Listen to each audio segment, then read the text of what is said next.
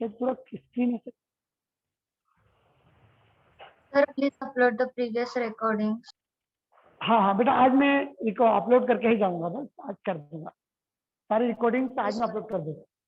ठीक है, चलो। सो हम बात करें आयोनाइज एनर्जी की। तो आयोनाइज एनर्जी क्या होती है? The amount of energy required to remove 1 mole of electron from 1 mole of atom in it gaseous state. Right, हम उससे गैसेज स्टेट से ही इलेक्ट्रॉन को निकालेंगे। राइट, और क्या था देखा था हमने, वो किस किस के ऊपर डिपेंड करता है? तो मैं स्पॉटलाइट कर देता हूं मैं, ठीक चलेगा। हाँ, सो यदि एटम का साइज बड़ा होगा तो आयोनाइज एनर्जी क्या होगी? कम। राइट, जितना एटॉमिक रेडियस बढ़ता जाएगा आयोनाइज एनर्जी घटती जाएगी। राइट, चलो अब यदि मैं बात करूं ग्रुप 13 की, ग्रुप 13 में कौन होते हैं एलिमेंट? बरगद अली gave Indian television. Right, so इसमें क्या होगा, किसकी आयोनाइज एनर्जी ज्यादा होगी, किसकी कम होगी, क्या ट्रेंड हो सकता है इसमें?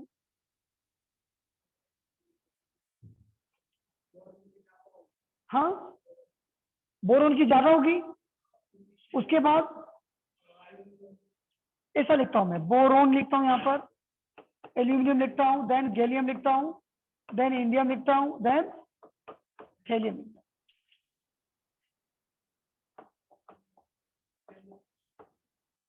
राइट, तो जल्दी से देखो आप, इसमें पहले साइज के बारे में बात कर लेते हैं। साइज क्या होगा, किसका साइज बड़ा होगा यहाँ पर? मतलब साइज बढ़ता जाएगा, लेकिन यहाँ पर एक एक्सेप्शन मिलेगा आपको, गैलियम और एल्यूमिनियम में क्या होगा? Due to pure due to poor shielding, due to poor shielding of d orbital, of d orbital aluminium का साइज क्या होगा? बड़ा होगा, किससे? गैलियम से। राइट, सो आपको यहां पर ध्यान देना, जनरली ऐसा होता है एटॉमिक साइज इंक्रीज होता है जब हम नीचे की ओर जाते हैं, क्योंकि नंबर ऑफ शेल इंक्रीज होते हैं। राइट, बट यहाँ पर पुअर शील्डिंग होती है डी ऑर्बिटल में, इसके कारण एल्यूमिनियम का साइज क्या होता है? बड़ा होता है गैलियम से। अब यदि ये ऐसा हुआ है तो आयोनाइज एनर्जी का ट्रेंड क्या होगा? बोरोन की ज्यादा होगी। उसके बाद मतलब ऐसा बता दूं क्या? ठीक है, क्योंकि गैलियम यहां आ जाएगा पहले। राइट, और उसके बाद ये ट्रेंड चलता जाएगा। ठीक है, तो ये एक्सेप्शन, एक्चुअली आपको एक्सेप्शन पे ज्यादा वर्क करना है। राइट, फिर क्वेश्चन वहीं से पूछे जाएंगे जहाँ एक्सेप्शन है। राइट, तो इसको आपको ध्यान रखना है, इसको लिख लो आप।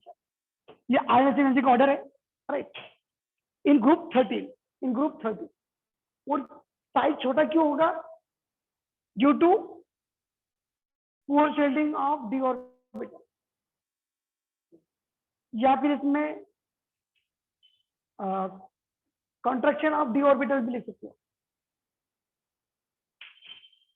Contraction of d orbital. चलो चलो,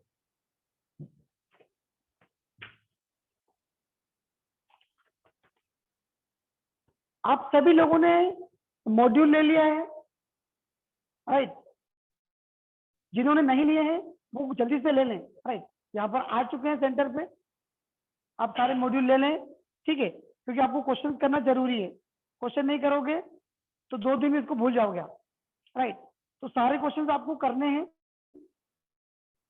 ठीक है, चलो, सो जल्दी, कैन आई रेज इट? चलो चलो, Just a second, sir.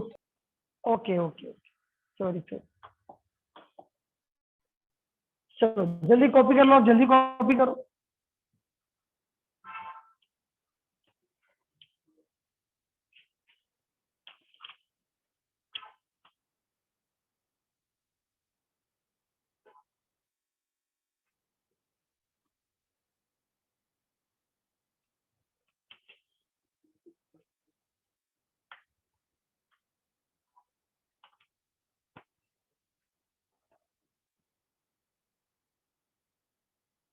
चलो एक क्वेश्चन और देखो, आप अपने मॉड्यूल का क्वेश्चन है। मॉड्यूल क्वेश्चन ये है, यदि मैंने यहाँ पर O प्लस लिया है और O-2 लिया है, और क्या लिया है मैंने, N-3 लिया है, किसका साइज ज्यादा होगा बताएं।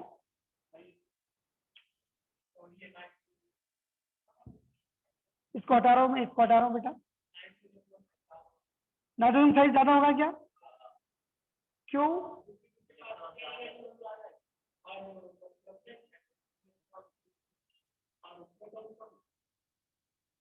नहीं, गलत बता रहे हैं आप। बाकी लोग बताएं। ये पहले, सबसे पहले इनको कंपेयर करें आप, इसको कंपेयर करें आप, किसका साइज ज्यादा होगा?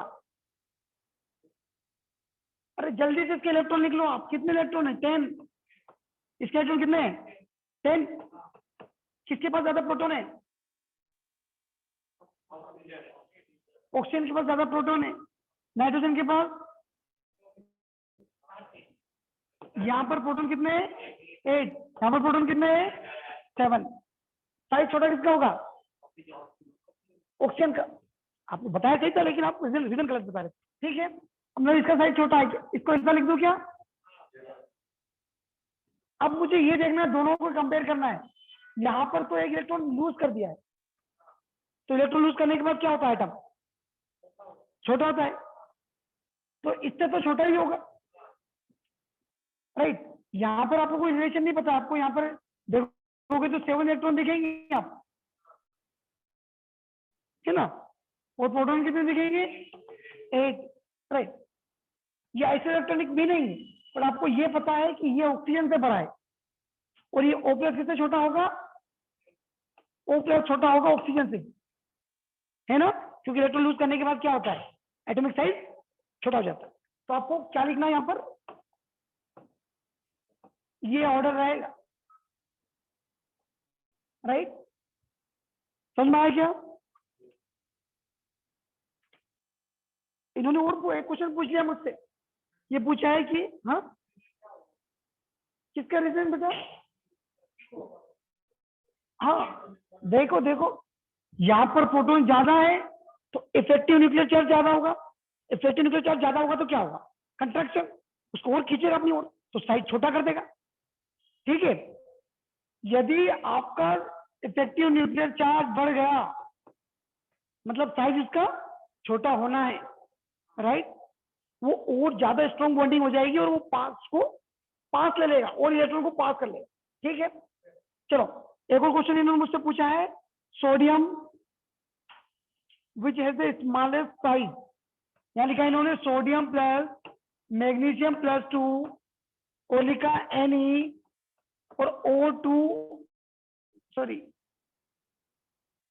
O-2 Ne neon. जल्दी से आंसर मुझे बताओ।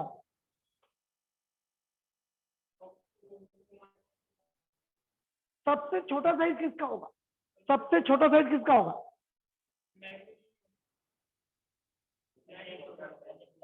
हाँ, Mg2। आपका क्या आंसर है? छोटा होगा, कौन सा छोटा होगा? स्मॉलेस्ट। हाँ, Mg2 प्लस। बाकी बताया बेटा ऑनलाइन।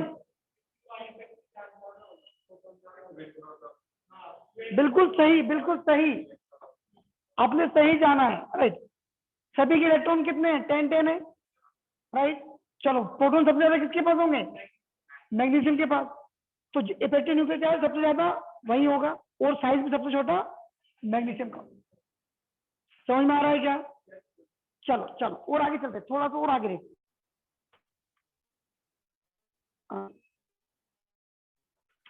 क्वेश्चन बात करते हैं।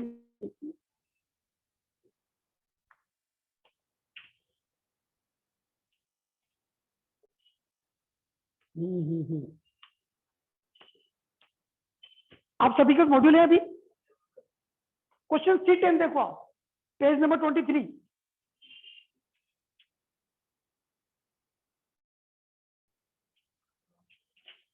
Page number 23 C10, right. इसमें पूछा atomic radius of F and NE in angstrom are respectively given by, दो वैल्यू दे रखी इन्होंने। अच्छा, सभी का मॉड्यूल है कि नहीं ऑनलाइन? Yes, sir. है ना? जल्दी से क्वेश्चन देखो C10, क्या आंसर आना चाहिए C10 का? सर पेज उसमें कुछ नंबर वैल्यू दे रखी है, पेज नंबर 23 बेटा, पेज नंबर 23 C10, उसमें कुछ वैल्यू दे रखी है, लेकिन वैल्यू से आपको कोई लेन देना नहीं। आपको बस उसको देखना है कौन वैल्यू बड़ी कौन वैल्यू छोटी है। बस समझ में आया क्या? क्वेश्चन समझो, क्वेश्चन समझो, क्वेश्चन क्या बोल रहा है। उन्होंने क्या किया, फ्लोरीन एंड नियोन लिखा है हमारे पास, और सबकी वैल्यू लिख रखी है, atomic radius of these element in angstrom. तो क्या आंसर होना चाहिए ये बताओ आप बस।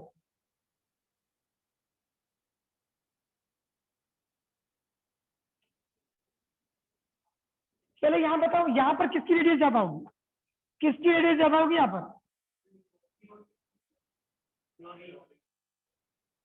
क्या बात कर, नियोन नियोन नियोन। ये यहां पर हम कौन सी रेडियस मानते हैं? वंडरवॉल रेडियस मानते हैं ना, हीना नीना करीना, राइट। हीना नीना और करीना की जेरोक्स रानी, राइट। यहाँ पर हम वंडरवॉल रेडियस मानते हैं, तो यहाँ पर ये नियोन की ज्यादा होगी रेडियस, उसकी कम होगी। अब सीक्वेंस में देखो किसकी कम है किसकी ज्यादा है। यहाँ पर देखो ऑप्शन ए में क्या है 0.72 और क्या है 1.60, राइट। तो अब पहले वो आपका पहला ही ऑप्शन करेक्ट हो जाएगा। बी में क्या दिया इन्होंने 1.60, 1.60 बराबर तो हो नहीं सकती, 0.72 0.72 बराबर नहीं होगी, 1.60 और 0.72 वो भी नहीं होगी। 1.60 इसकी बता रहा हूँ, उसका 0.72 ये तो नहीं हो सकती। तो आपका पहला ही ऑप्शन करेक्ट होगी, राइट। इसमें आपको वैल्यू याद करने की जरूरत नहीं है, आपको बस कॉन्सेप्ट पता होना चाहिए, तभी आप क्वेश्चन कर जाओ, ठीक है। चलो एक और क्वेश्चन से जल्दी से हम आयोनाइजेशन थेरेपी का करते हैं। आयोनाइजेशन थेरेपी में कुछ कॉन्फ़िगरेशन दिया है, आप चलो देखो जल्दी से, पेज नंबर लिखो आप D2, sorry page number 24, question number D2।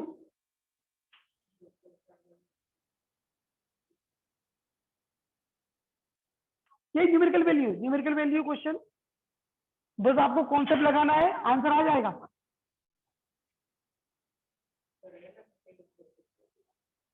हाँ क्या हुआ बेटा?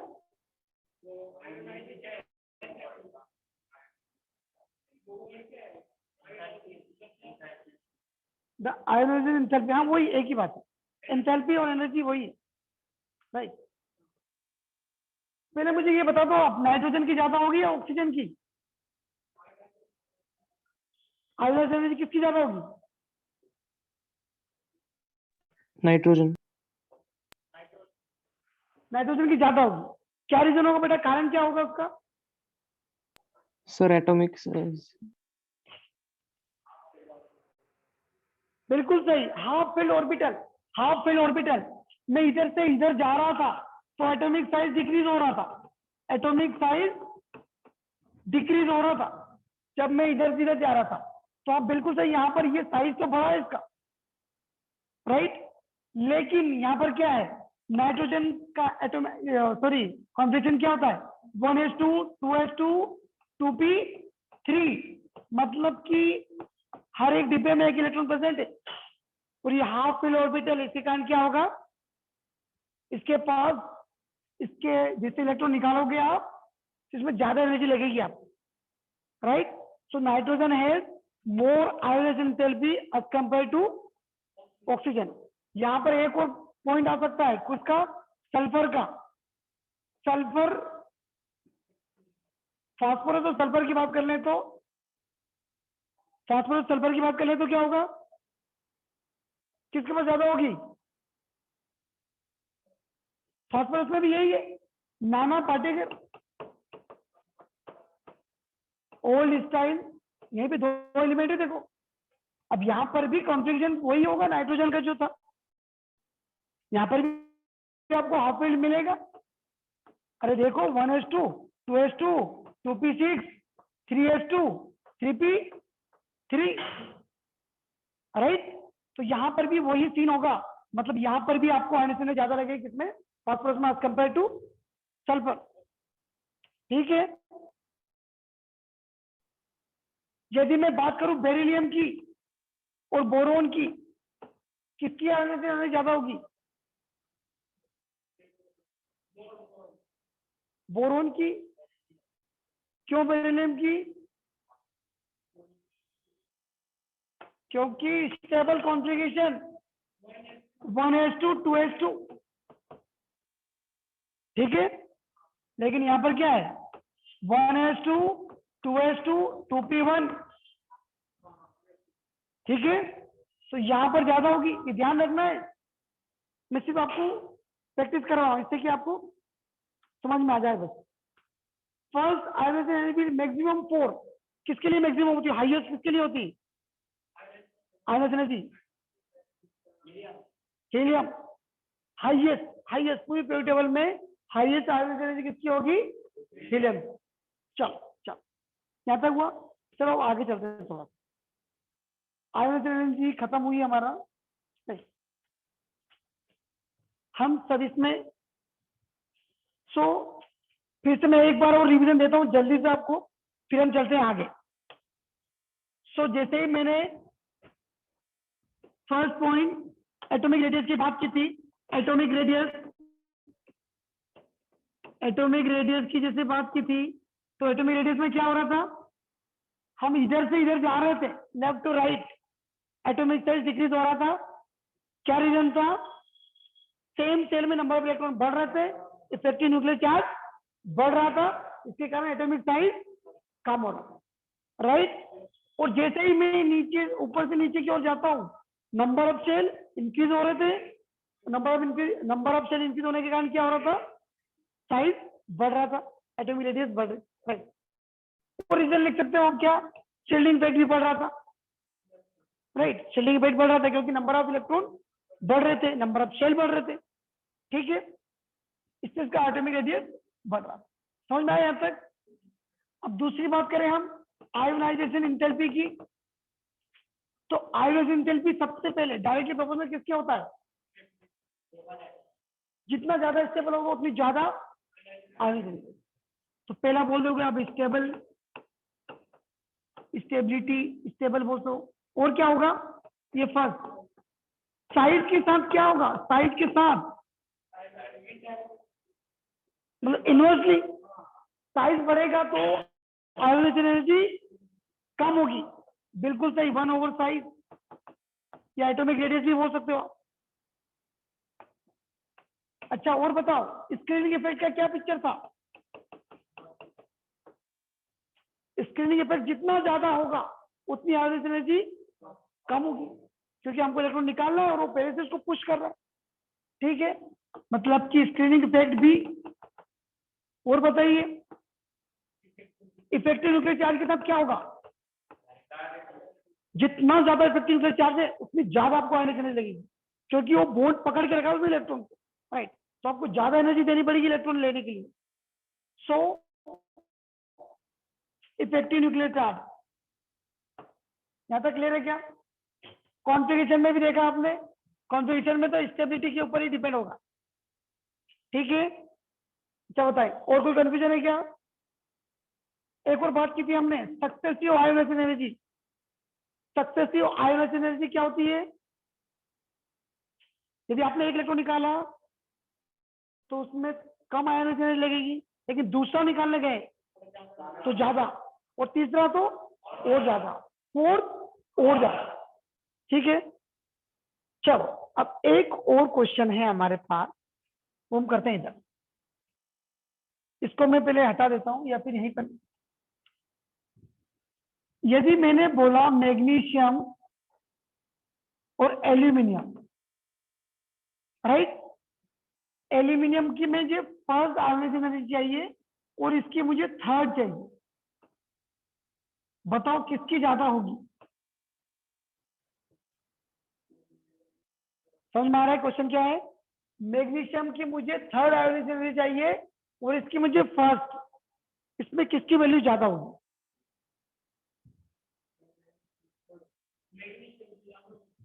मैग्नीशियम की ज्यादा होगी क्या?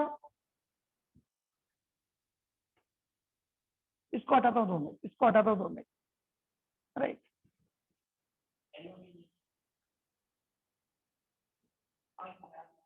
एल्यूमिनियम की ज्यादा होगी, इधर देखो, इधर देखो, मैं बात कर रहा हूं मैग्नीशियम की, राइट। तो मैंने पहला इलेक्ट्रॉन निकाला तो उसकी कुछ आयोनाइजिंग एनर्जी यहां पर मैंने लिखा, कुछ यहां पर थी, मतलब पहला इलेक्ट्रॉन निकाला तो यहां पर आई, ठीक है। दूसरा इलेक्ट्रॉन निकाला तो थोड़ी और ज्यादा लगेगी एनर्जी, तो यहां पर आई होगी, ठीक है। अब क्या हुआ, तीसरा इलेक्ट्रॉन निकालने जा रहा हूं। अब मुझे बताओ, जब यहां पर एक दो इलेक्ट्रॉन निकल चुके हैं, चार्ज कितना होगा मैग्नीशियम के ऊपर? +2। अच्छा, इसका कॉन्फ़िगरेशन बता पाओगे क्या? क्या होगा कॉन्फ़िगरेशन? 2 8। ये किसका कॉन्फ़िगरेशन दिख रहा है आपको? नियोन, ठीक है। अब नियोन क्या है? नोबल गैस से स्टेबल है, मतलब यहां पर बहुत ज्यादा एनर्जी लगेगी, ये यहां पर पहुंच जाएगा। ये इतना एकदम से गैप क्यों बढ़ा? क्योंकि इसका स्टेबल कॉन्फ़िगरेशन आ गया था मैग्नीशियम का, शेल चेंज हो रही, शेल चेंज हो रही, राइट। तो यहां पर डायरेक्ट कहां चला गया? वो यहां पर। अब और इलेक्ट्रॉन निकालते गए आप, तो यहाँ आया, यहाँ आया, यहाँ आया, यहाँ आया, 1 2 3 4 5 6 7 8 भी निकाल लिए। अब क्या हुआ? और बढ़ जाएगा, क्योंकि हीलियम में कन्वर्जन आ गया, तो वे यहाँ पहुंच गए और यहाँ इसे। समझ में आया क्या? एक ही एटम से मैं इलेक्ट्रॉन निकाल रहा हूँ, एक ही एटम से इलेक्ट्रॉन निकाल रहा हूँ, लेकिन यहाँ क्या था, यहाँ पर 2 इलेक्ट्रॉन थे पहले फर्स्ट शेल में, इसलिए कम एनर्जी लगी। लेकिन जैसे ही हम सेकंड शेल में इलेक्ट्रॉन निकालने गए, उसकी डिस्टेंस बढ़ गई। क्यों बढ़ गई? क्योंकि स्टेबिलिटी बढ़ चुकी थी यहाँ पर। ये सेकंड सेल की बात चल रही थी, और ये कौन सी सेल की होगी? First shell. और ये कौन सी सेल की बात हो रही थी? Third shell. ये समझ में आ रहा है कि नहीं? पहले ये बताएं, यहाँ तक क्लियर है क्या? यदि आप किसी आयोनाइजेशन एनर्जी की बात करते हो तो उसमें आपको कॉन्फ़िगरेशन भी देखना है, ठीक है। तो अब आपका आंसर क्या होगा यहाँ पे बताएं? मैग्नीशियम, क्योंकि बहुत ज्यादा बढ़ जाएगी, ठीक है। चलो चलो अब आगे चलते हैं। इसको चाहे तो बना लो आप, चाहे तो आप इसको बना लो।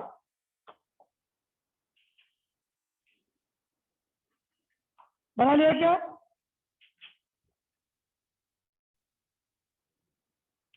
डन? Yes, चलो sir. आगे चलते हैं। ओके ओके, चलो आगे चलते हैं। आयोनाइजेशन एनर्जी का हमने बहुत कुछ डिस्कस कर चुके हैं, राइट। और आप क्या करना है, इनके क्वेश्चंस करके देखना। आपको मॉड्यूल मिल चुका है, सारे क्वेश्चन करना है आयोनाइजेशन एनर्जी के, राइट। अब चलते हैं अब आगे। अब बात करते हैं electron gain enthalpy.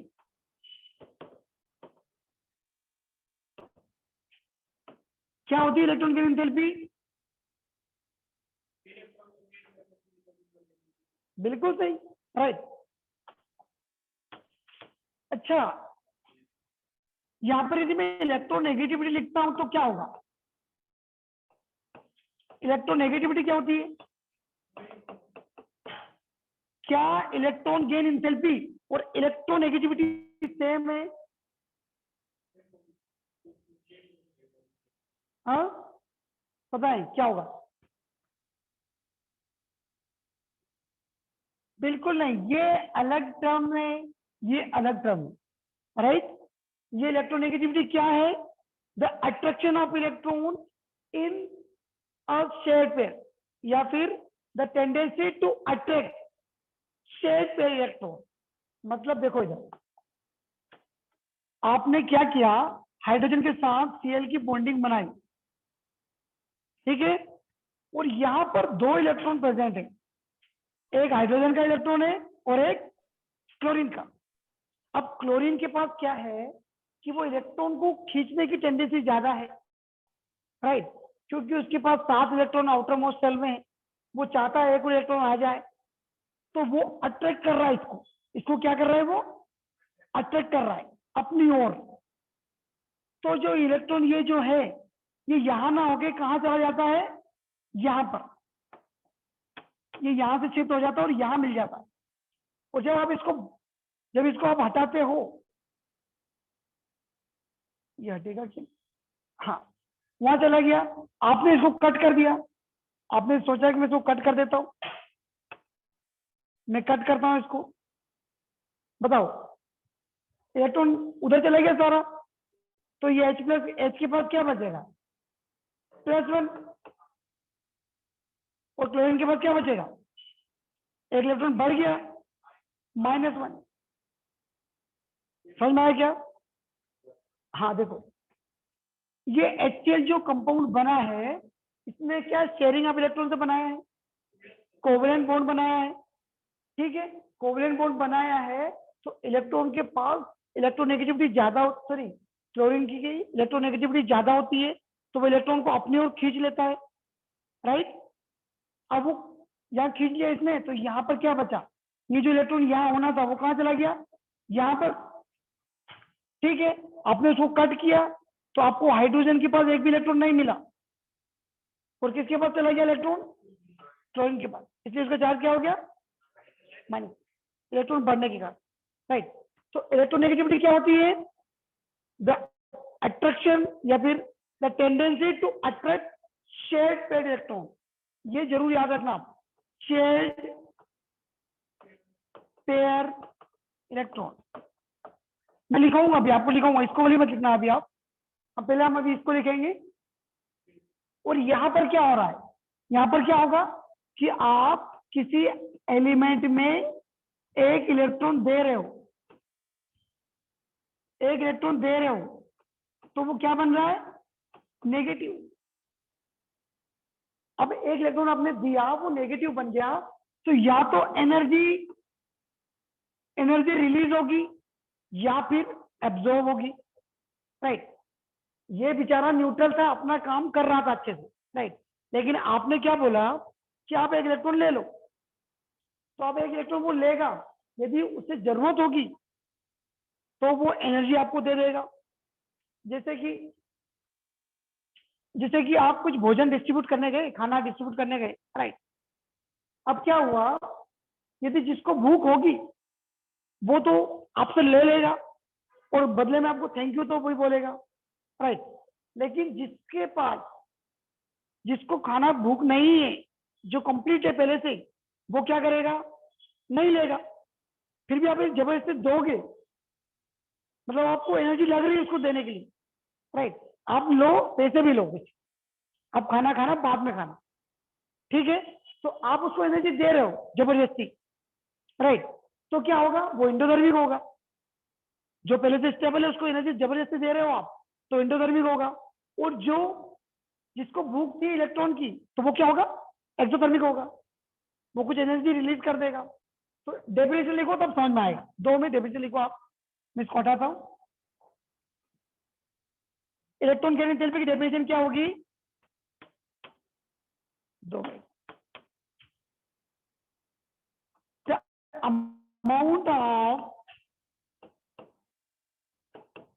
amount of energy, the amount of energy released release or gain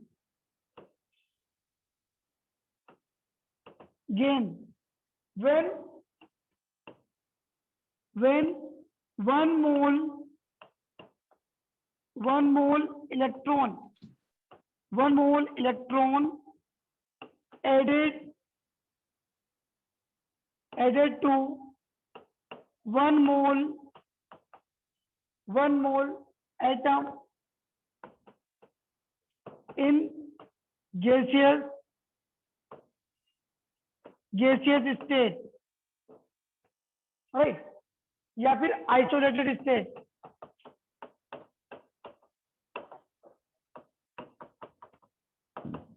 उसे क्या बोलेंगे हम? Electron gain enthalpy, right. The amount of energy release are gain when one mole of electron added to one mole of atom in gaseous state is called electron gain enthalpy, right?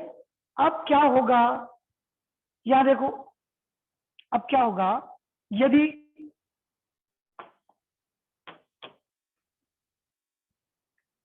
आपने इस x को एक electron दिया, यहाँ gas जरूर लिखना, एक electron दिया और इसने क्या किया, ये बन गया x -1 प्लस एनर्जी इसने कुछ रिलीज कर दी, एनर्जी रिलीज की, मतलब ये क्या हो गया, जो एनर्जी रिलीज करता है मतलब एक्सोथर्मिक कंडीशन है यहाँ पर, तो यहाँ पर लिख लो आप एक्सोथर्मिक,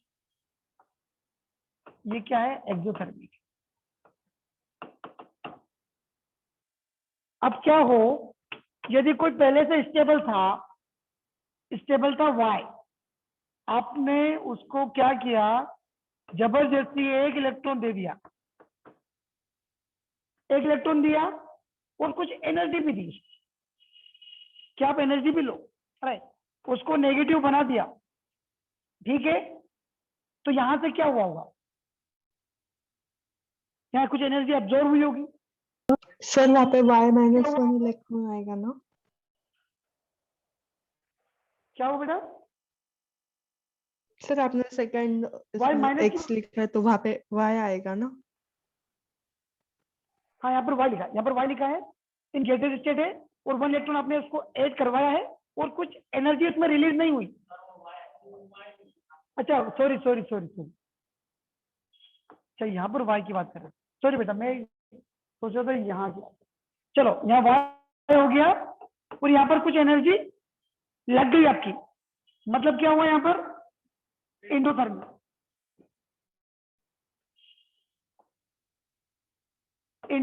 हो,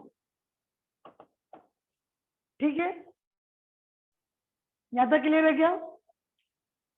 अब एक बात मुझे ये बताओ, यदि इसको मैं एंडोथर्मिक एक्सोथर्मिक लिखता हूं, डेल एच की वैल्यू यदि मैं पॉजिटिव लिखता हूं, इसका मतलब क्या होगा?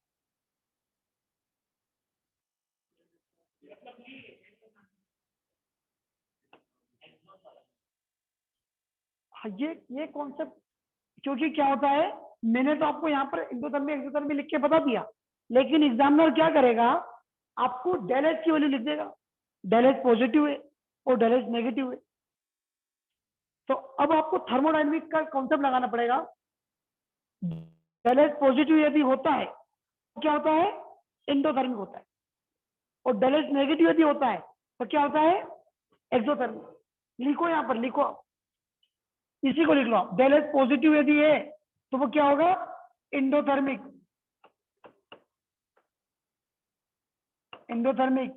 और डेल एच नेगेटिव होगा तो एक्सोथर्मिक। क्लियर है क्या? ये कॉन्सेप्ट हमेशा याद रखना। और ये डेल एच की वैल्यू क्यों आई होगी, कैसे आई होगी डेल एच की वैल्यू? इन्होंने क्या किया, प्रोडक्ट माइनस,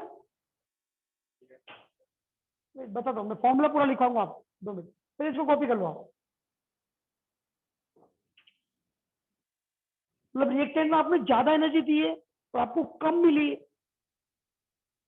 तो क्या होगा, एंडोथर्मिक हो गई। आपने क्या किया, आपने 100 जूल एनर्जी किसी को दी, किसी सिस्टम को, और उसमें सिर्फ 10 जूल प्रोड्यूस की, तो क्या हुआ, एंडोथर्मिक 90 जूल उसने यूज कर ली, अब्जॉर्ब कर ली। और यदि आपने 10 जूल दी, उसने 120 जूल एनर्जी दी, एक्सोथर्मिक। मतलब ज्यादा एनर्जी दे रहा है वो, हमसे कम ली उसने और ज्यादा दे रहा है, मतलब एक्सोथर्मिक होगा। राइट, ये पूरा सिस्टम की बात होती है। जब एनर्जी निकालते हैं ना तो पूरे सिस्टम की बात होती है। ठीक, हम डायनेमिक्स में ज्यादा डिटेल में डिस्कस करेंगे इसको। ठीक है, यहाँ तक क्लियर है क्या? अब ये देखना है हमको कौन एक्सोथर्मिक होगा, कौन एंडोथर्मिक होगा, और कौन कौन इफेक्ट करेगा इसको, इलेक्ट्रॉन गेन एंथैल्पी को। चलो ये कॉपी कर लिया क्या आप लोगों ने? चलो चलो आगे चलते। ऑनलाइन कॉपी कर लिया बेटा सभी ने? Yes, sir. चलिए चलिए अब चलते आगे। कौन कौन से फैक्टर होंगे? Factor affecting electron gain enthalpy, electron gain enthalpy. चलो फर्स्ट की बात करें हम, फर्स्ट बात करें हम एटॉमिक साइज।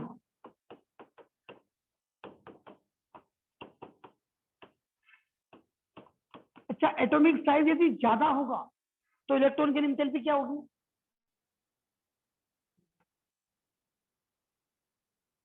एटॉमिक साइज ज्यादा होगा तो ज्यादा होगी क्या? अच्छा मुझे बताओ, जब आप इलेक्ट्रॉन ऐड करते हो तो इलेक्ट्रॉन को अट्रैक्ट कौन करता है? प्रोटॉन, बिल्कुल सही। न्यूक्लियस में इलेक्ट्रॉन अट्रैक्ट कर रहा है, तो जितना साइज छोटा होगा उतना ज्यादा अट्रैक्शन होगा।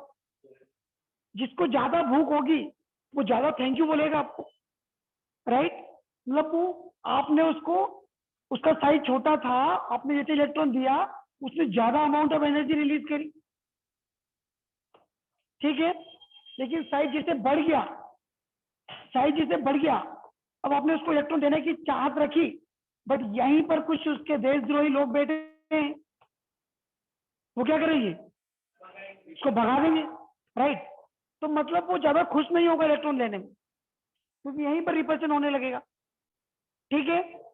तो ये एनर्जी ज्यादा रिलीज करेगा जिसका एटॉमिक साइज छोटा होगा। क्या क्वेश्चन है बेटा? 2 मिनट मैंने पढ़ नहीं पाया। Sir what is return after gain? Electron gain बेटा एंथैल्पी, इलेक्ट्रॉन गेन एंथैल्पी बेटा, को पीछे लिख दो क्या? Electron gain enthalpy, enthalpy. तो जल्दी जल्दी लिखता हूँ इसलिए थोड़ा सा बैठ के। चलो समझ में आया क्या आपको? एटॉमिक साइज छोटा होगा तो इलेक्ट्रॉन गेन एंथैल्पी ज्यादा होगी, ज्यादा एनर्जी रिलीज करेगा। लेकिन आपको ये ध्यान रखना है, यदि मैंने एक को एक इलेक्ट्रॉन दिया, एक को मैंने 1 इलेक्ट्रॉन दिया, और ये यदि x-1 बना, तो इसने यदि एनर्जी रिलीज की, डेल एच रिलीज की कितनी? -230 किलो जूल पर मोल, राइट। और यहां पर मैंने एक और लिखा, y में मैंने 1 इलेक्ट्रॉन दिया और y वैल्यू हो गई -y, और यहां पर डेल एच की वैल्यू हो गई -130 किलो जूल पर मोल। अब मुझे बताएं आप, कौन ज्यादा इलेक्ट्रॉन गेन एंथैल्पी की, ज्यादा इलेक्ट्रॉन गेन एंथैल्पी है? बताओ किसने ज्यादा एनर्जी रिलीज की होगी? हाँ, क्वेश्चन ऐसा पूछेगा, वो क्वेश्चन ऐसा पूछेगा, which is more, which has more electron gain enthalpy, which has more electron gain enthalpy, electron gain enthalpy।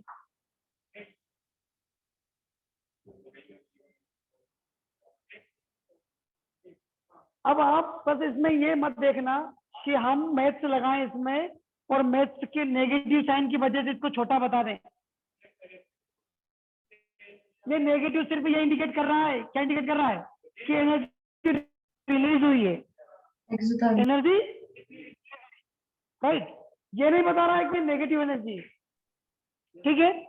तो आपको ये ध्यान रखना है कि ये नेगेटिव ये बता रहा है कि इतनी एनर्जी रिलीज हुई है, इसका मतलब इसने 230 किलो जूल एनर्जी रिलीज की और इसने कितने की 130। 130 kilos. ज्यादा एनर्जी कौन ने दी है, एस ने, ठीक है। मतलब मैथ्स लगाओ भले लेकिन यहां मत लगाना आप बस, राइट। ये कंपेयर करने लगोगे तो गलत आंसर हो सकता है, ठीक है। चलो चलो चले आगे चले। सो पॉइंट नंबर 1 मैंने देखा कि एटॉमिक साइज यदि ज्यादा होगा तो इलेक्ट्रॉन की एंथैल्पी कम होगी, कम होगी, राइट। सो यहाँ पर लिख लो, चाहे तो आप एक पॉइंट लिख लो जल्दी। इफ तो एक्सेप्शन सभी में होते हैं, ध्यान रखना। इफ एटॉमिक साइज ग्रेटर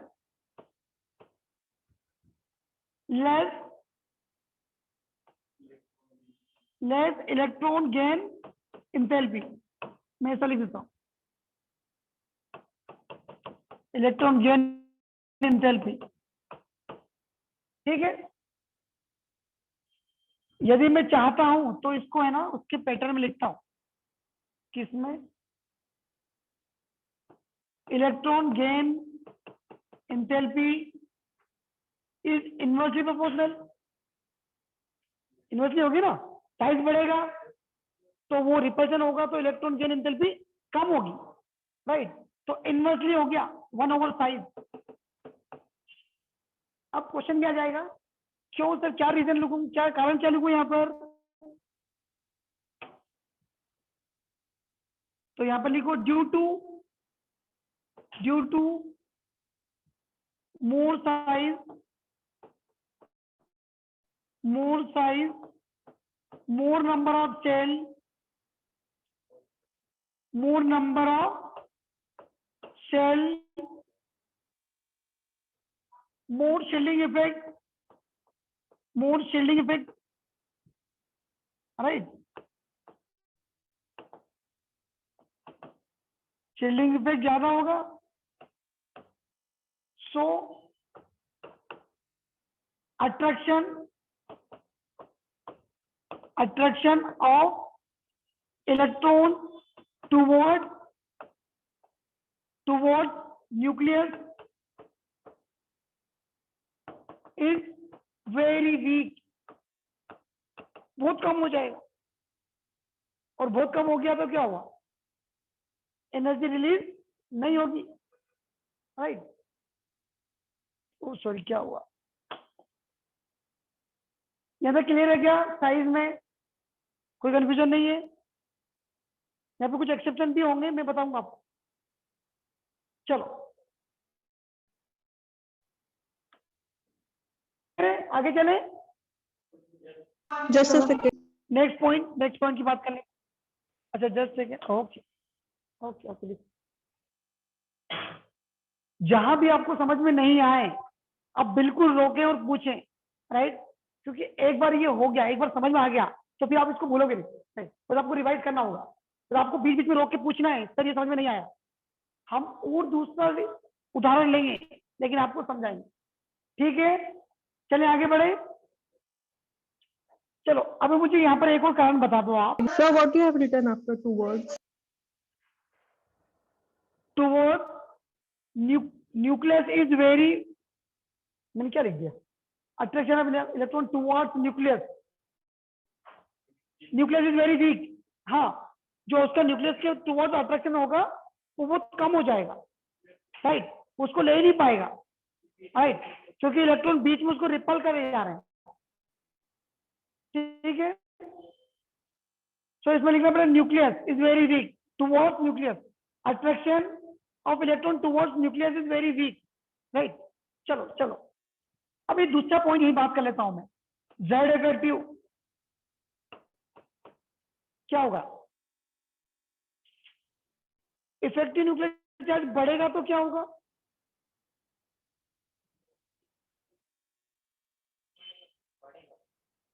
बढ़ेगा, इफेक्टिव न्यूक्लियर चार्ज ज्यादा है, इसका मतलब क्या होगा, इलेक्ट्रॉन गेन एंथैल्पी बढ़ेगी या कम होगी, बढ़ेगी, राइट। क्यों बढ़ेगी, क्योंकि Z बढ़ रहा है, Z बढ़ रहा है, इसका मतलब उसको इलेक्ट्रॉन की भूख बढ़ रही है। सेल सेम है, सेल क्या है, सेम सेल है, वहीं पर तो इफेक्टिव न्यूक्लियर चार्ज बढ़ता है, और वहीं पर क्या होगा, इलेक्ट्रॉन की भूख भी बढ़ेगी, फिर उसी समय क्या हो जाएगा, वो कंप्लीट भी होने वाला होगा उसका सेल, राइट।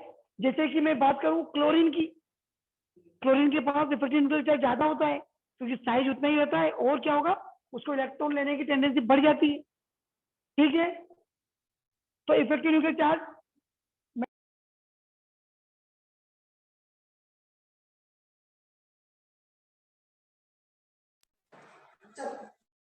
तो मैं इसके फॉर्म में लिख देता हूँ 2 मिनट, इसको हटाता हूँ, उधर नेक्स्ट पेज में लिखता हूँ।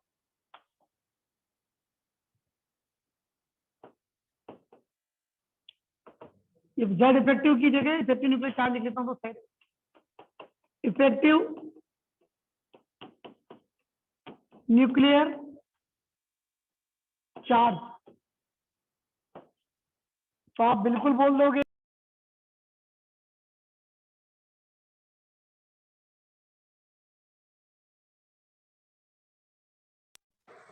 प्रोपोर्शनल होगा जेड इफेक्टिव के, राइट। इसको एक्सप्लेन करना चाहो तो एक्सप्लेनेशन भी लिख सकते हो आप, राइट। क्या लिखो एक्सप्लेनेशन में, more effective nuclear charge, more attraction of electron toward the nucleus, right. Nucleus से अट्रैक्शन बढ़ जाएगा, ठीक है। मैं लिख ही देता हूं, more Z effective, more effective nuclear charge लिखो, effective nuclear charge, more effective nuclear charge, more attraction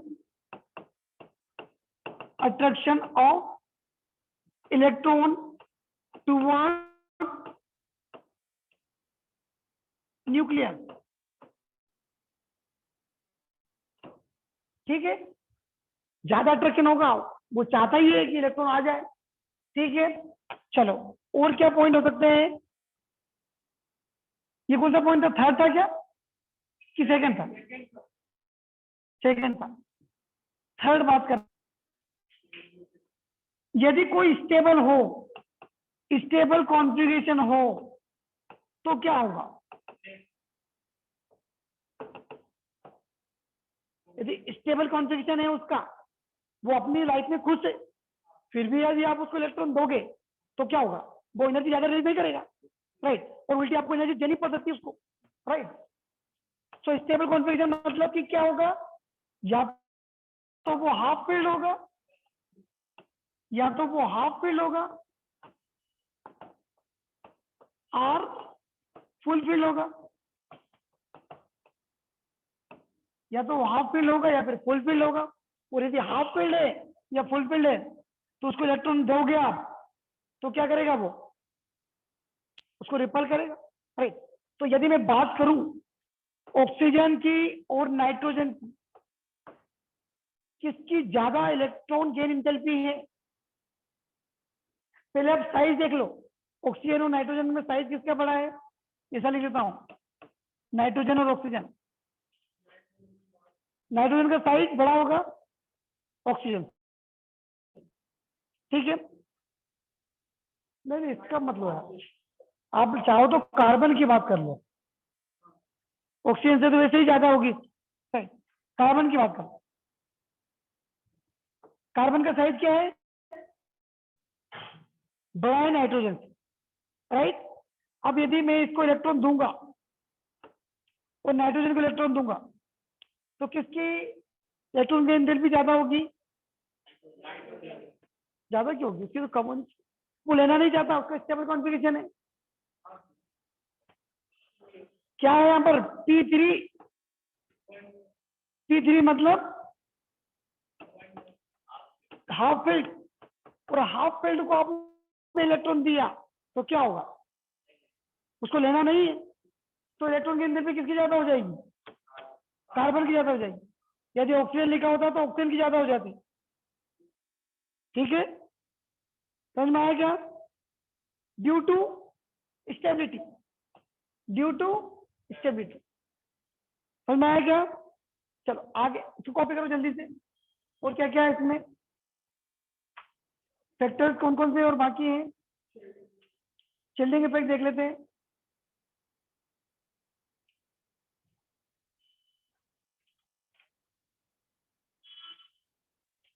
तो शिल्डिंग इफेक्ट ज्यादा होगा तो क्या होगा?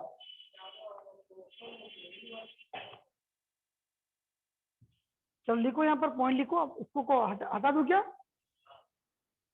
इसको चाहे तो आप अपने वर्ड में लिख सकते हो, आपको समझ में आना चाहिए बस। राइट, वर्ड आपको कुछ भी लिख लो आप तो चले। ठीक है, मैं इसको हटा रहा हूं बेटा। 4 पॉइंट लिख दूं मैं क्या? Shielding effect. आप ही को बताना है शिल्डिंग इफेक्ट होगा तो क्या होगा? जितना ज्यादा शिल्ड करेंगे उतनी कम होगी वो। राइट, तो इन्वर्सली प्रोपोर्शनल लिख लो।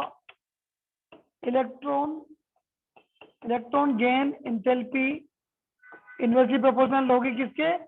Shielding effect, shielding effect. ठीक है, यहां तक कॉपी करो आप।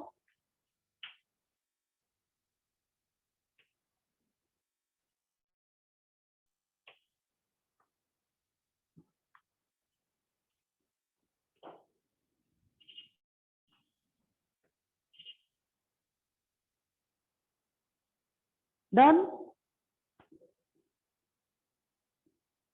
अब बात करते हैं हम इसका किसकी? रीजन क्या है इसका? हाँ,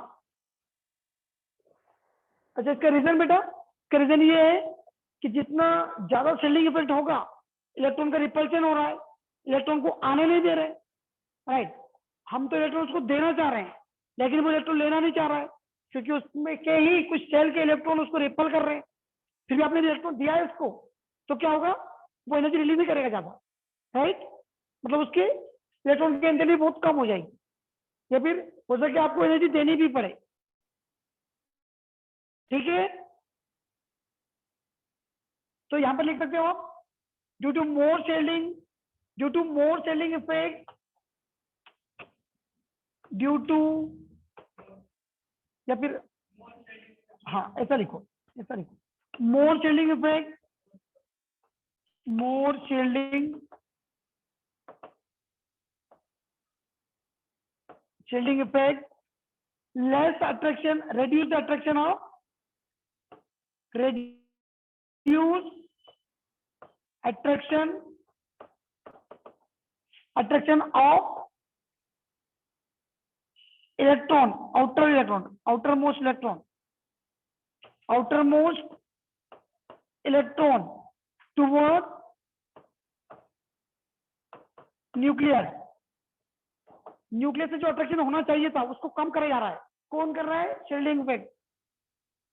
ठीक है, यहां पर एक छोटे से शब्दों में एक और वो लिख दो, क्या आप, क्या नाम उसका, मेटालिक कैरेक्टर, या लिख लो 5th पॉइंट में आप मेटालिक कैरेक्टर।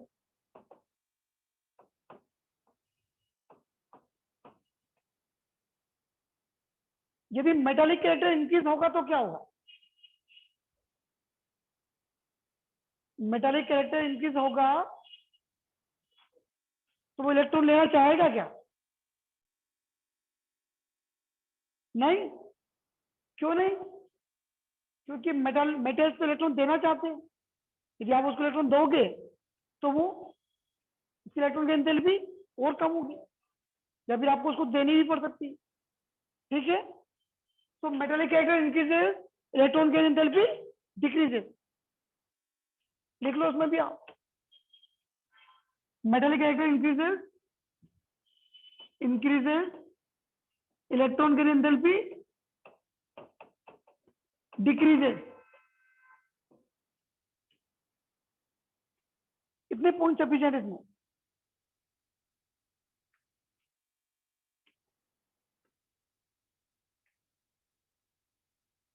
और ये ध्यान रखना, एक और पॉइंट लिख लो इंपॉर्टेंट नोट बना के। इसको कॉपी कर लिया क्या आप लोगों ने? इसको कॉपी कर लिया क्या बेटा पहले? ओके Yes, चलो, sir. अब एक पॉइंट बना लो आप। यदि यहाँ पर नोट करके लिखना, नोट में आप लिखना first point, first electron gain enthalpy may be positive or negative, right.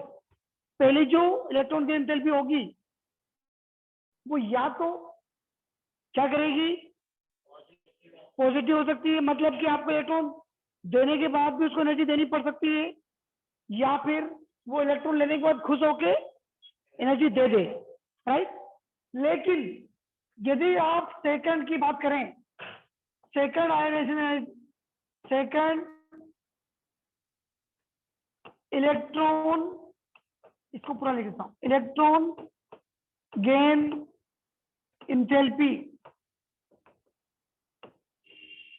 अब ये दूसरी क्या हो सकती है, पॉजिटिव होगी कि नेगेटिव होगी, जल्दी बताएं। दूसरी तो पॉजिटिव ही होगी, क्यों? क्योंकि यदि उसके पास कोई इलेक्ट्रॉन रिपल्शन करने वाला नहीं भी होगा तो आपने एक इलेक्ट्रॉन दे दिया उसको, आपने पैर पे कुल्हाड़ी मारी है, एक इलेक्ट्रॉन उसको दे दिया है, तो वो ही खुद रिपल कर देगा, राइट। तो आपको एनर्जी तो लगानी ही पड़ेगी, right. So second electron gain enthalpy always positive.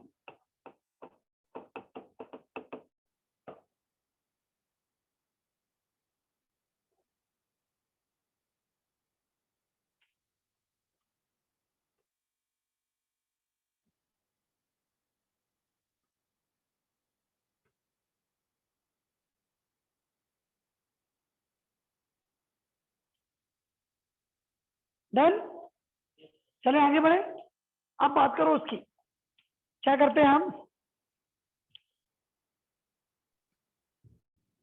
मुझे ये बताओ, पॉइंट नंबर थर्ड लिखना, थर्ड, ये भी इंपॉर्टेंट, नोट में लिखना, नोट में सबसे ज्यादा इलेक्ट्रॉन गेन एंथैल्पी किसकी होती है, सबसे ज्यादा इलेक्ट्रॉन गेन एंथैल्पी किसकी होती है पूरी पीरियड टेबल में? हाइड्रोजन तो नहीं होगी, नहीं, लिथियम तो मेटल है। मतलब आप इलेक्ट्रॉन गेन एंथैल्पी को क्या समझते हो कि आप उसको इलेक्ट्रॉन दे रहे हो, वो खुशी खुशी ले रहा है, वो एनर्जी दे रहा है। सबसे ज्यादा इलेक्ट्रॉन नेगेटिविटी किसकी होती है ये बता दो? फ्लोरीन, वो तो पता है, क्योंकि फ्लोरीन क्या करता है, इलेक्ट्रॉन को अट्रैक्ट करता है शेड पे, राइट, शेड पे में। लेकिन इलेक्ट्रॉन गेन एंथैल्पी का तो लफड़ा दूसरा है, उसमें आप इलेक्ट्रॉन ऐड कर रहे हो, तो यहां लिख लो आप, द हाईएस्ट इलेक्ट्रॉन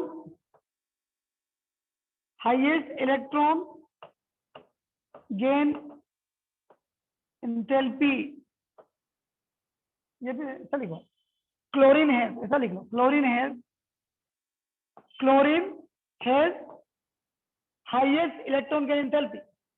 सबसे ज्यादा इलेक्ट्रॉन गेन एंथैल्पी किसके पास होती है? क्लोरीन के पास। Chlorine has highest electron gain enthalpy. यदि आपको ऑर्डर लिखना है उसका, तो सबसे ज्यादा होगी क्लोरीन के पास, फिर होगी फ्लोरीन के पास, फिर होगी ब्रोमीन के पास, फिर होगी आयोडीन।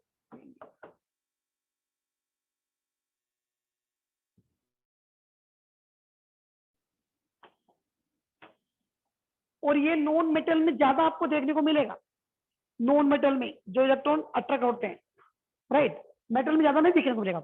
आप ग्रुप नंबर 1 की बात करोगे तो नहीं देखोगे आप, ग्रुप नंबर 2 में भी नहीं देखोगे आप। जैसे ही आप गए कहां पर, ग्रुप 16 के पास गए, ग्रुप 17 के पास गए, तो वहां आपको इलेक्ट्रॉन गेन एंथैल्पी दिखेगी। ठीक है, चलो। तो इन्होंने बताया सर, आपने ग्रुप 17 तो बता दिया, ग्रुप 16 भी बता दो। तो ग्रुप 16 में भी क्या होगा, सल्फर के पास सबसे ज्यादा इलेक्ट्रॉन गेन एंथैल्पी होती है, उसके बाद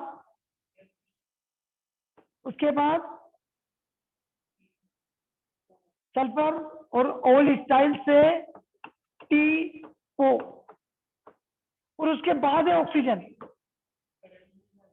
हाँ हाँ, LV तो अभी क्या है कि वो रेडियो एलिमेंट है एक्चुअली, वो अभी उनकी हम स्टडी इसकी कर नहीं पाए, राइट। तो हम सिर्फ इनकी बात करते हैं, ठीक है। तो यहाँ पर अब किसी बच्चे का क्वेश्चन तो आ ही गया होगा कि सर यहाँ पर ऑक्सीजन सबसे लास्ट में क्यों है, इलेक्ट्रॉन गेन एंथैल्पी में ऑक्सीजन सबसे लास्ट में क्यों है? क्योंकि वहां क्या हो रहा था कि साइज छोटा था और इलेक्ट्रॉन डेंसिटी ज्यादा थी वहां पर, ठीक है। वहां अट्रैक्शन तो था, लेकिन इलेक्ट्रॉन डेंसिटी ज्यादा होने के कारण वहां इतना रिपल्शन हुआ कि वो एनर्जी रिलीज नहीं कर पाए, ठीक है।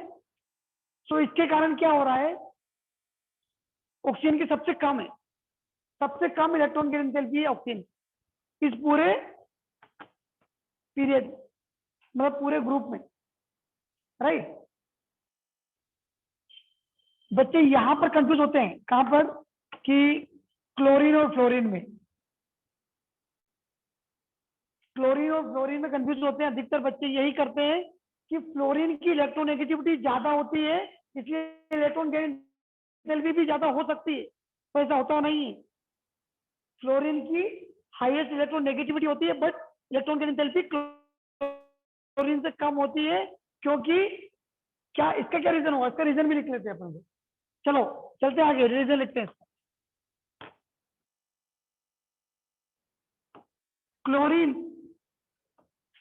Chlorine has higher electron gain enthalpy, higher than chlorine has higher electron gain enthalpy as compared to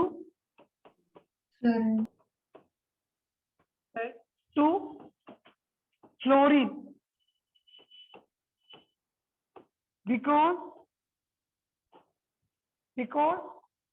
chlorine की बात करें आप, तो क्लोरीन में कितने शेल होते हैं, क्लोरीन के पास 3 शेल होते हैं,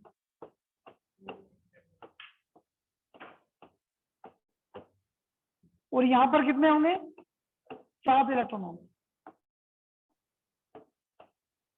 यहां पर 1 हो गया।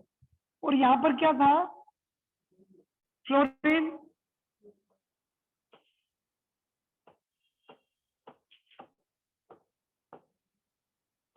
ठीक है। अब क्या हो रहा था, यहां पर डेंसिटी बहुत कम थी, राइट। अब हम अपने वर्ड में फंस रहे हैं, देखो अब क्या हो रहा है, हम पहले क्या लिख रहे थे, साइज छोटा होगा तो इलेक्ट्रॉन गेन एंथैल्पी ज्यादा होगी, अट्रैक्शन बढ़ेगा। लेकिन यहाँ पर डेंसिटी के कारण ये कुछ एक्सेप्शन आते हैं, केमिस्ट्री में एक्सेप्शन आपको बहुत मिलते हैं, राइट। तो यहाँ पर भी वही एक्सेप्शन है कि इलेक्ट्रॉन गेन एंथैल्पी यहाँ पर ज्यादा होनी थी, लेकिन क्या हुआ, यहाँ पर इलेक्ट्रॉन डेंसिटी ज्यादा हो गई। इलेक्ट्रॉन डेंसिटी ज्यादा होने के कारण रिपल्शन हो गया, और रिपल्शन हुआ, इसके कारण यहाँ पर इलेक्ट्रॉन जैसे डाला तो यहाँ पर एनर्जी ज्यादा रिलीज हो गई और कंपेयर टू यहाँ डाला, ठीक है। सो क्या लिखोगे, बिकॉज इन फ्लोरीन इलेक्ट्रॉन इसे लिखो, इन fluorine electrons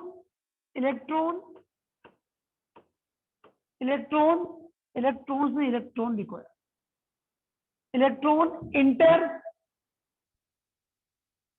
इंटर्स in second orbit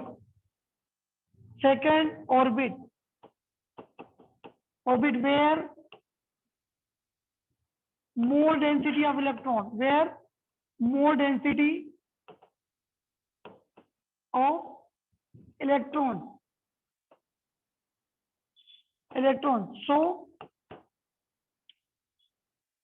less attraction, and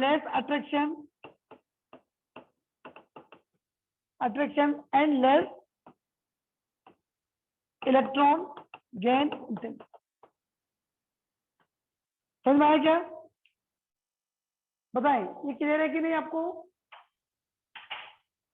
यहाँ पर इलेक्ट्रॉन डेंसिटी ज्यादा होने के कारण वहां पर रिपल्शन बढ़ गया और उसके क्या हुआ कि इलेक्ट्रॉन की एंथैल्पी भी कम हो गई फ्लोरीन की।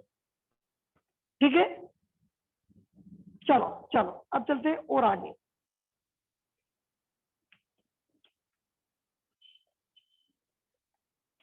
ज्यादा कोई कंफ्यूजन तो नहीं किसी को भी?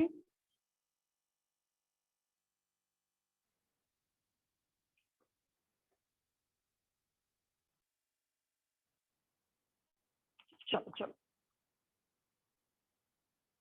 अब आगे चले। ये हो गया क्या यहाँ पर? चलिए अब यदि मैं लिखता हूं,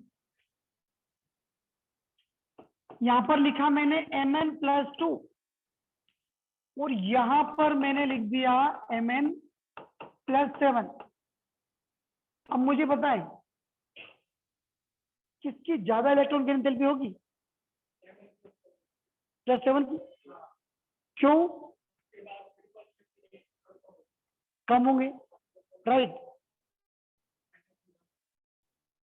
और आपने अच्छा केमिकल बॉन्डिंग हो गया क्या आप लोगों का? नहीं हुआ? तो केमिकल बॉन्डिंग में हमने एक रूल पढ़ेंगे। रूल कौन सा होता है? Fajans rule.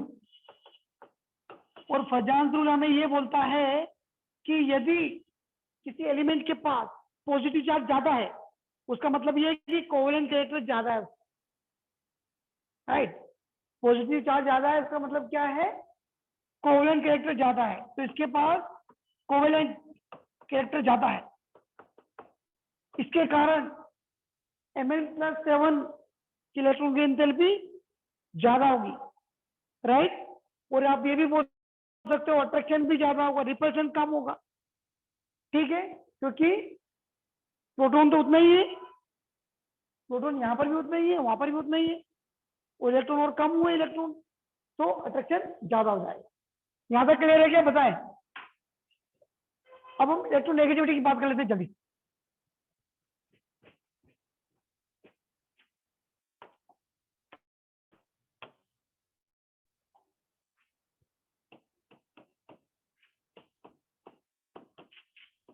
Electronegativity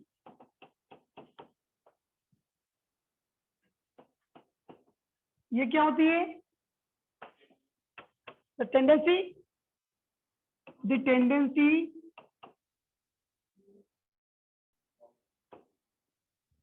tendency to attract, the tendency to attract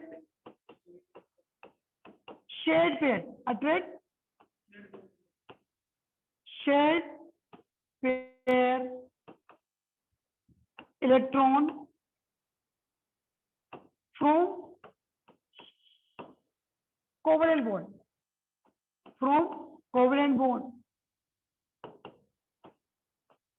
is called electronegativity.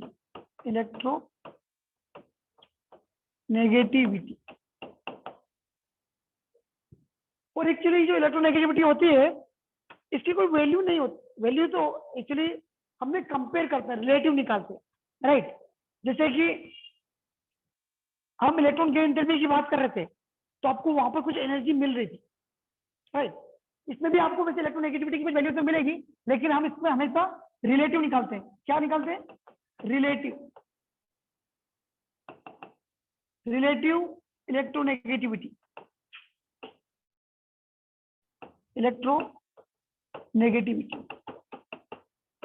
ठीक है, सबसे ज्यादा इलेक्ट्रोनेगेटिव एलिमेंट कौन होगा? Fluorine has highest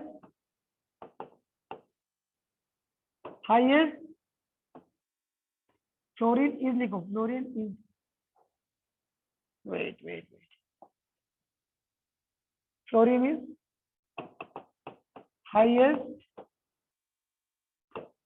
electronegative element. हाँ, मतलब कि देख बता रहा हूँ कि जैसे मैं बात करूं फ्लोरीन की और ऑक्सीजन की,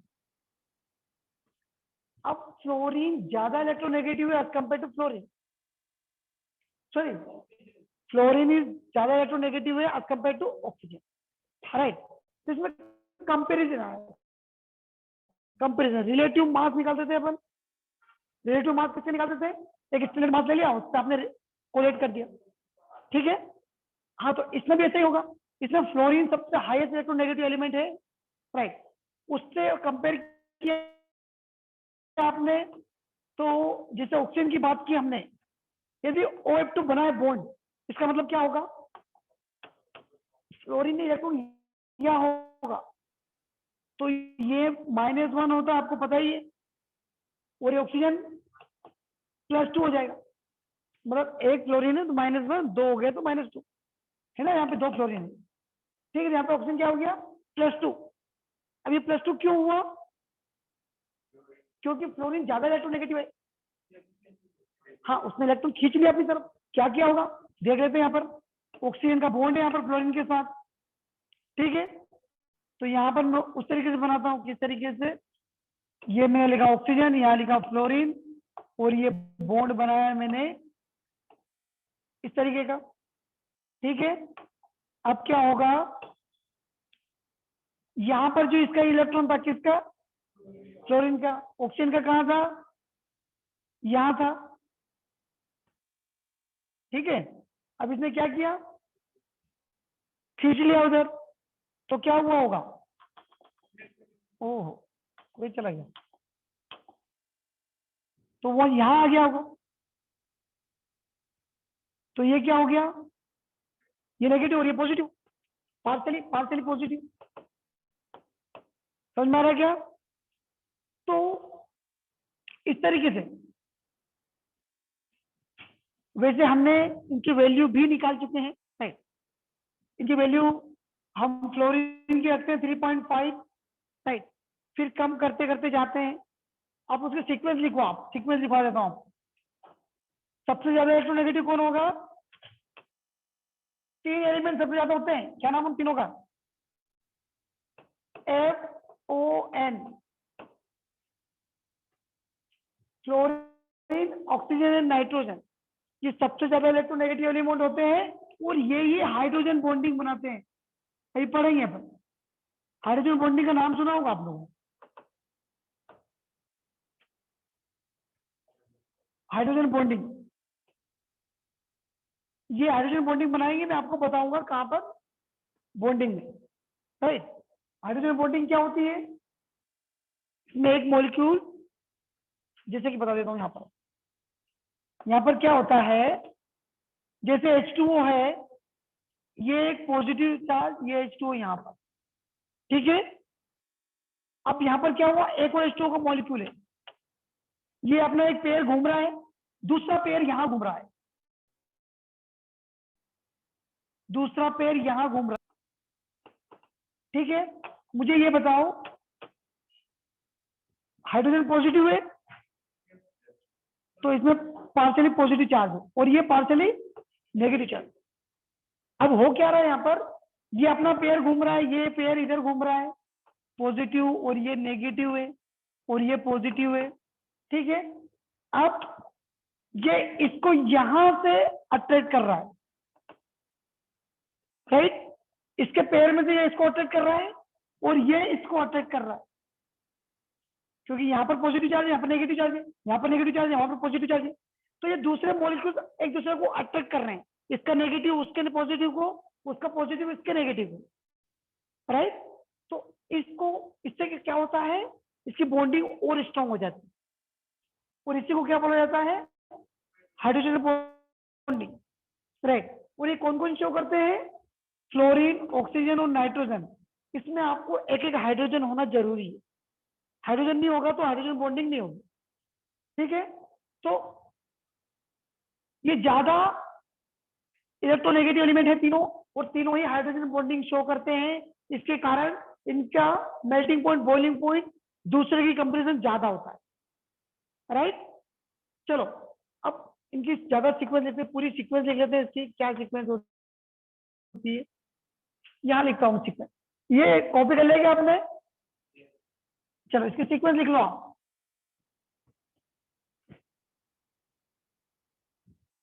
सबसे ज्यादा होगा fluorine, fluorine, then oxygen, then nitrogen, then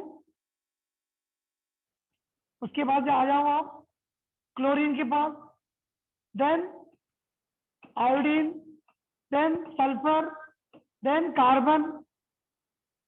मतलब कि आप फ्लोरीन से यदि इधर आओगे तो भी इलेक्ट्रोनेगेटिविटी कम होगी, नीचे जाओगे तो भी इलेक्ट्रोनेगेटिविटी कम होगी, राइट। Sir, हाँ बोलो बेटा। sir, can you please explain that what you have made after FON, हाँ that hydrogen FON, and oxygen one? हाँ हाँ देखो फिर से बता देता हूँ, फिर से देख लेते हैं हम थोड़े से नए चैप्टर में लेते हैं, नए चैप्टर में आपको ज्यादा क्लियर होगा। देखो यहाँ देखो हाइड्रोजन बॉन्डिंग, यहाँ से फिर से देख लो आप सभी। यहाँ क्या हुआ, एक H2O अपने मॉलिक्यूल के साथ घूम रहा है, कोई पेड़ है जो घूम रहा है, राइट, गार्डन में घूम रहा है, राइट। और एक H2O अपने पेड़ से इधर घूम रहा है, राइट। यहाँ पर और इसका ये हाइड्रोजन है और इसका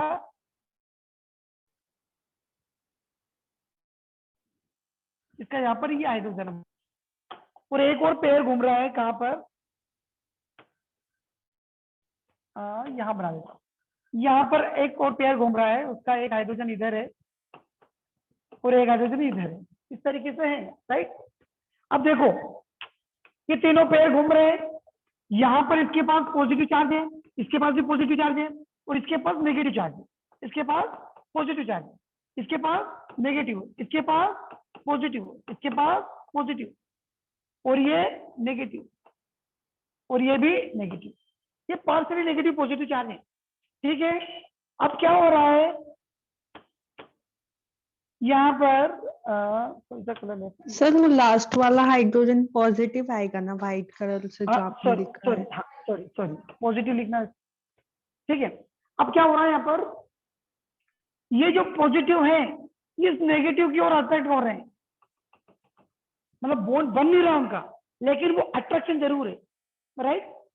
और ये ऑक्सीजन जो है इसके हाइड्रोजन से वो अट्रैक्शन कर रहा है, ये ऑक्सीजन इसके हाइड्रोजन से अट्रैक्ट कर रहा है, बाकी ये भी और भी अभी यहाँ पे H+ होगा तो ये इससे अट्रैक्ट करेगा। इस तरीके से ये क्या हो रहा है, एक एक मॉलिक्यूल के पॉजिटिव नेगेटिव और अट्रैक्ट हो रहे हैं, राइट। वो इसके अट्रैक्ट होने के कारण क्या हो रहा है, इनका मेल्टिंग पॉइंट और बॉइलिंग पॉइंट बढ़ जा रहा है, क्योंकि ये अट्रैक्शन को भी तो तोड़ना पड़ेगा, राइट। ये अट्रैक्शन H2O की बात करें आप तो H2O और H2S, इसमें सबसे ज्यादा मेल्टिंग पॉइंट किसका होगा, H2O का। बॉइलिंग पॉइंट भी ज्यादा किसका होगा, H2O का। क्यों, क्योंकि ऑक्सीजन ने हाइड्रोजन बॉन्डिंग बनाया है और ये सल्फर नहीं बना पाया बेचारा, तो ये गैस में फॉर्म पर होता है, H2S गैस मिलती है आपको अधिकतर, और H2O पानी के फॉर्म में मिल जाता है, ठीक है, समझ में आ रहा है। तो हाइड्रोजन बॉन्डिंग के कारण क्या होता है, वो थोड़े से उसका मेल्टिंग पॉइंट बॉइलिंग पॉइंट बढ़ जाता है, उसकी बॉन्ड स्ट्रांग हो जाती है, ठीक है। बेटा अब क्लियर है क्या आप लोगों को, बताएं। Yes sir. Yes, sir. अब चलते हैं आगे, अब चलते हैं आगे, वापस अपने वहीं चलते हैं, यहाँ बात की थी हमने। हाँ तो ये आपको ट्रेंड याद रखना है, राइट। बुक में बहुत कम मिलता है ये, लेकिन आपको fluorine, oxygen, nitrogen, chlorine, iodine, sulphur and carbon, ये इलेक्ट्रोनेगेटिव होते हैं। इलेक्ट्रोनेगेटिविटी अब क्या होती है, जैसे ही आप फ्लोरीन से इधर आओगे तो इलेक्ट्रोनेगेटिविटी क्या होगी, कम होगी। सोरेन की सबसे ज्यादा है, सोरेन की सबसे ज्यादा है।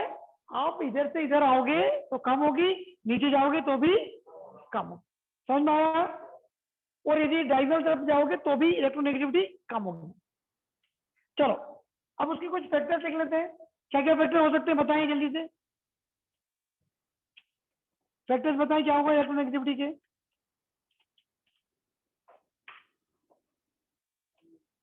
हाँ, क्या फैक्टर हो सकते हैं? इन्होंने तो कुछ दिए नहीं होंगे शायद।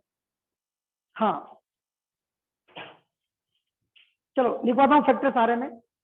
अभी अपने पास समय है ना? टाइम कितना हो गया? टाइम खत्म हो गया? अच्छा कोई दिक्कत नहीं, तो हम इसके फैक्टर्स लिख लेंगे नेक्स्ट क्लास में। लेकिन नेक्स्ट क्लास में अब आपको सारे क्वेश्चन करना है इसके, ठीक है? सारे क्वेश्चन करना, राइट। और जो क्वेश्चन नहीं बनते हैं हो सकेगा तो मैं नेक्स्ट क्लास थोड़ी लंबी क्लास ले सकता हूँ, 1.5-2 घंटे की हो सकती है, राइट। क्योंकि मेरे टीचर अवेलेबल नहीं है तो या तो फिर कोई दूसरे टीचर लेंगे तो वो ले लेंगे, राइट। तो जो भी होगा तो हमारा ये खत्म हो जाएगा कल। जो नेक्स्ट क्लास होगी उसमें फिनिश क्लासिफिकेशन। आपको सारे क्वेश्चन कर लेने हैं। और अब जो लास्ट क्लास होगी उसमें आपको पूरा ब्रीफ मिलेगा, ब्रीफ में कि क्या क्या हुआ है, राइट। और कुछ कुछ इंपोर्टेंट पॉइंट बचे हैं वो लास्ट में लिखूंगा आपको, ठीक है?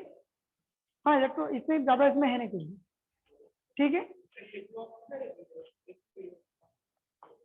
मैं भी आपको Sir, can करवा you दूंगा। please upload the last 2 recordings? हाँ हाँ बेटा मैं अपलोड करता हूँ, अभी बस यहीं से करता हूँ, ठीक है? ओके